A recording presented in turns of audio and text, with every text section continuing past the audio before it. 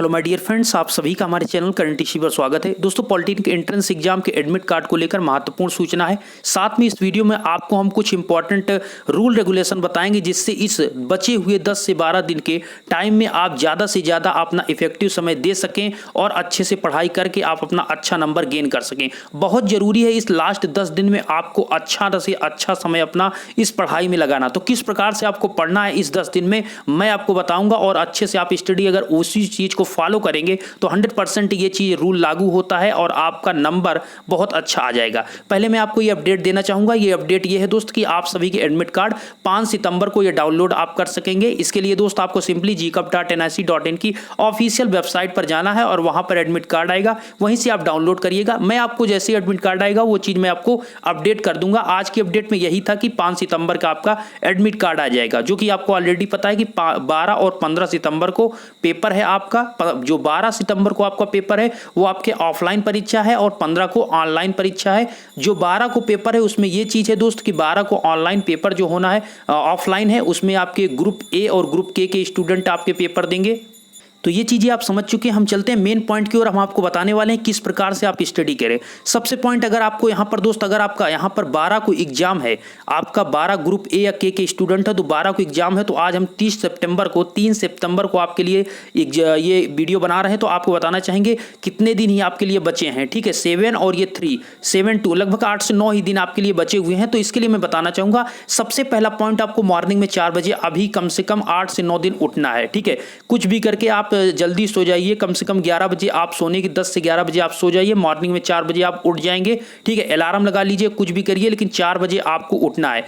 4 बजे आप जब मॉर्निंग में उठ जाएंगे तो 4 बजे उठने के बाद आपको 2 सब्जेक्ट फिजिक्स और केमिस्ट्री मॉर्निंग में उठने के बाद आपको 4 से 6 या 4 से 7 आपके लिए जैसे टाइम बनता है 4 बजे उठना है।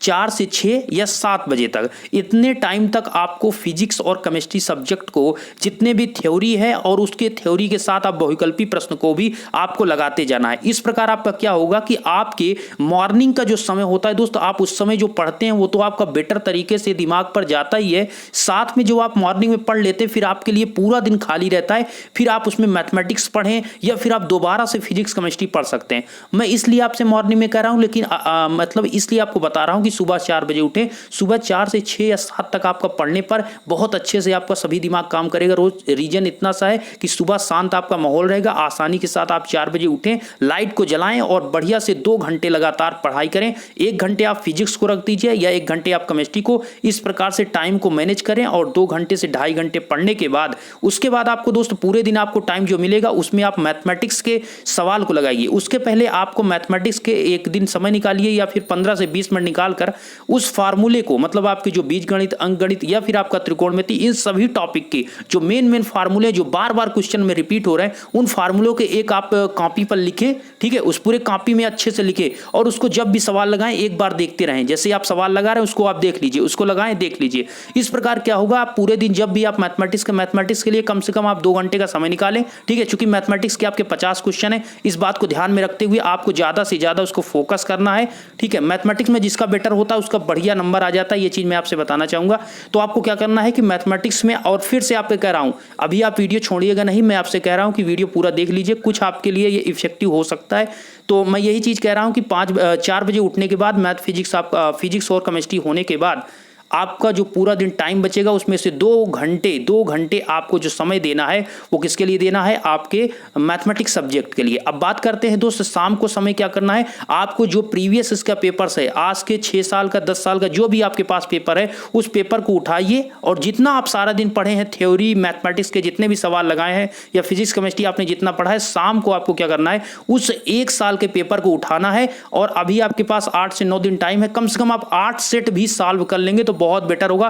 क्योंकि मैं आपको बताना चाहूंगा, आप जितना भी पेपर पिछले ईयर्स का देख लीजिए या उससे पिछले ईयर्स का देख लीजिए, सारे पेपर्स आपके एक दूसरे के ईयर से मिलते जुलते हैं, बस आपके अंक चेंज रहते हैं, सभी उसी टाइप के क्वेश्चन होते हैं। तो दोस्तों जरूरी है इस समय आपको यह समझना कि आपके पेपर में किस टाइप के क्वेश्चन पूछे जाते हैं। जब उसी टाइप के क्वेश्चन आपके पेपर में पूछे जाने हैं तो आप उन क्वेश्चन को क्यों नहीं लगा रहे हैं। आप प्रैक्टिस सेट जो प्रीवियस के पेपर्स हैं उनको ज्यादा से ज्यादा आप लगाने की कोशिश करें। एक बार अगर आप कुछ स्टूडेंट कहेंगे हम लगा चुके हैं तो फिर से आप लगाइए, उस क्वेश्चन को फिर से लगाइए, वहां पर आपको उसी टाइप के क्वेश्चन मिलेंगे। क्योंकि आपने बुक्स को पढ़ लिया, आपने थ्योरी को पढ़ लिया, तो अब जरूरी है उन क्वेश्चन पर इंप्लीमेंट करिए। जरूरी है आपको इंप्लीमेंट करना कि आप क्या उन चीजों को जल्द से कर रहे हैं। और टाइम मैनेजमेंट के अंतर्गत, क्योंकि आपको 3 घंटे का समय मिलेगा, तो आपको जरूरी है कि 3 घंटे के अंदर आपको टोटल क्वेश्चन को सॉल्व करना है।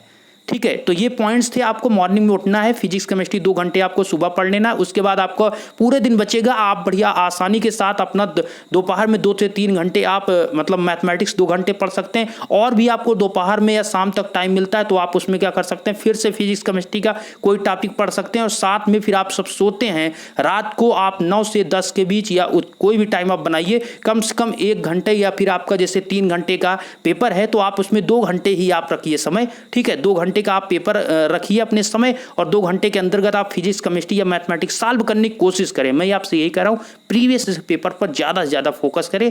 और जो भी आपके फिजिक्स केमिस्ट्री मैथमेटिक्स के फार्मूले हैं उनको आप एक नोटबुक में लिखें और जल्दी से जल्दी उसको रीड करते रहें, प्रैक्टिस करते रहें, रीड करते रहें, और थ्योरी आप मॉर्निंग में पढ़ते रहें। मैं आपसे गारंटी कहता हूं, अगर आप 10 दिन इस प्रकार से लगातार करते रहेंगे, 12 तारीख को जब आप एग्जाम देंगे तो मैक्सिमम क्वेश्चन आपको उसी टाइप के मिलेंगे और आप आसानी से सॉल्व कर पाएंगे। और आप कोई क्वेश्चन देखते हैं तो ऐसा मत आप छोड़िए कि ये क्वेश्चन, हाँ ये क्वेश्चन मुझे आ जाएगा। नहीं, आप उस क्वेश्चन को अगर आप प्रैक्टिस से लगा रहे हैं तो एक रफ और पेन लेकर बैठे हैं, तो क्वेश्चन छोटा भी है तब भी आप उसको लगाने की कोशिश करें। क्योंकि वहां पर जब आप लगाते हैं तो दोस्तों वहां पर आप बिल्कुल, आपको ऐसा लगता है कि हमें ये भी क्वेश्चन नहीं आएगा।